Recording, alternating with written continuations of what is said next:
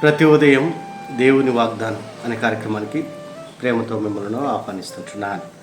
ఈ ఉదయకాల సమయంలో దేవుడు మన కొరకు ఏర్పాటు చేసినటువంటి వాక్యభాగము ద్వితీయోపదేశకాండము 30వ అధ్యాయము 20వ వచనం చివరి భాగాన్ని ధ్యానించుకుందాం. ద్వితీయోపదేశకాండము 30వ అధ్యాయము 20వ వచనం చివరి భాగాన్ని ధ్యానించుకుందాం.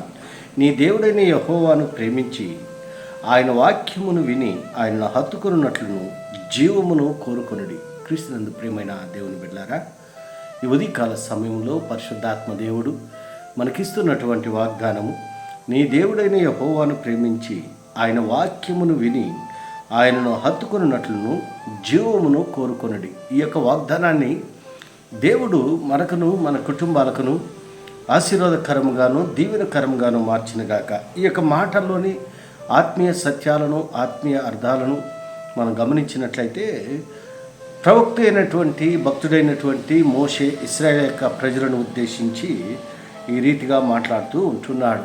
ఇశ్రాయేల్ యొక్క ప్రజలను ఐగుప్తు దేశంలో నుండి వారిని బయటికి నడిపిస్తున్నటువంటి సందర్భంలో అరణ్యయాత్రలో దేవుడు వారికి తోడుగా ఉంటున్నాడు.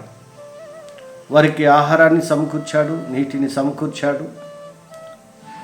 అనేక కష్టాల గుండా వారిని తప్పించి మరి క్షేమకరంగా నడిపించాడు. అందుకే దేవుడు మోషే ద్వారా తన ప్రజలకు ఒక హెచ్చరికను మరి దయచేస్తూ ఉంటున్నాడు. ఆయన్ని ప్రేమించి ఆయన వాక్యమును విని జీవమును కోరుకునిడి అని 3 మాటలు ప్రాముఖ్యమైనవి. ఆయన్ని ప్రేమించినట్లయితే జీవాన్ని మనం పొందుకోగలం. అంత మాత్రమే కాదు, ఆయన వాక్యాన్ని వినినట్లయితే జీవాన్ని మనం పొందుకోగలం.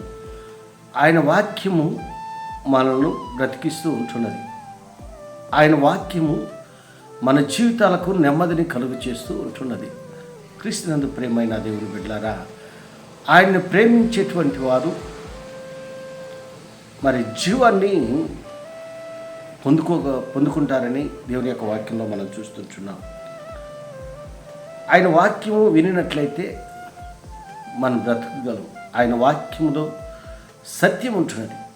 ఆయన వాక్యములో మరి బలం ఉంటున్నది. ఆయన వాక్యములో విజయం ఉంటున్నది. అంత మాత్రమే కాదు, కానీ అనేక పైభాగంలో మనం గమనించినట్లయితే, నీ పితరులైన అబ్రహాము, ఇస్సాకు, యాకోబులను ఆయన ప్రమాణం చేసిన దేశంలో మీరు నివసించినట్లు యెహోవాయే నీ ప్రాణమునకు నీ దీర్ఘాయుష్యునకు మూలమై ఉన్నాడు.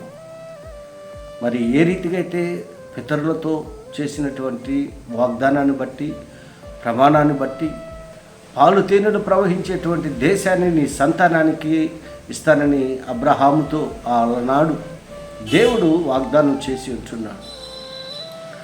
మరి ఆ పాలు తేనెలు ప్రవహించేటువంటి దేశంలో నెమ్మది ఉంటుంది, సమాధానం ఉంటుంది, సంతోషము ఉంటుంది, ఏ కష్టము ఉండదు, ఏ దుఃఖము ఉండదు. అలాంటి దేశాన్ని దేవుడు తన ప్రజలకు ఇస్తానని వాగ్దానం చేశాడు. క్రీస్తునందు ప్రేమైన దేవుని బిడ్డ, ఆయన వాగ్దానం చేసినటువంటి వాడు నమ్మదగినటువంటి దేవుడు, నమ్మకమైనటువంటి వాడుగా ఉంటున్నాడు. ఆ యొక్క వాగ్దానాన్ని పితరులతో చేసినటువంటి వాగ్దానాన్ని బట్టి తన ప్రజల పట్ల ఆయన నెరవేరుస్తూ ఉంటున్నాడు, నడిపిస్తూ ఉంటున్నాడు. అనేక రీతిలుగా వారిని దీవిస్తూ ఉంటున్నాడు. ఇశ్రాయేలును దీవించేటువంటి దేవుడు, ఇశ్రాయేలును ప్రేమించేటువంటి దేవుడు, నిన్ను నన్ను ఆయన ప్రేమిస్తూనే ఉంటున్నాడు.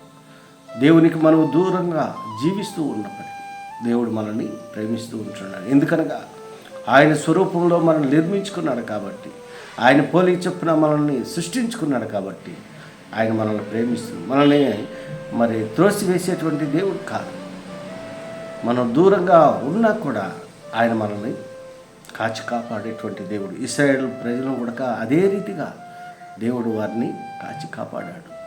విసర్జించారు, మరి ద్వేషించారు, దూషించారు, అయినా కూడా దేవుడు వారిని ప్రేమిస్తూ ఉంటున్నాడు. అందుకే ఇక్కడ మరి మోషే తన ప్రజలకు ఒక సందేశాన్ని ఇస్తూ ఉంటున్నాడు. యెహోవాను ప్రేమించండి, ఆయన వాక్యమును విని ఆయన హత్తుకొని ఆయన్ని మరి జీవించినట్లయితే జీవాన్ని మరి పొందుకుంటారు. మరి అలాంటి వాగ్దానాలు దేవుడు అనేకములు మనకు దేవుడు దయచేస్తూ ఉంటున్నాడు. దేవుడు ఇస్తున్నటువంటి ఈ యొక్క వాగ్దానాలను మన జీవితాలకు అన్వయించుకొని, మన కుటుంబాలకు అన్వయించుకొని ఆ వాగ్దానం ప్రకారం జీవించాలని ఈ కొద్ది మాటల ద్వారా నేను హెచ్చరిక చేస్తుంటున్నాను. దేవుడి యొక్క మాటలను మరి ఎక్కువగా మీకును మీ కుటుంబాలను ఆశీర్వాదకరంగాను దీవెనకరంగాను మార్చినగాక. ఆమేన్.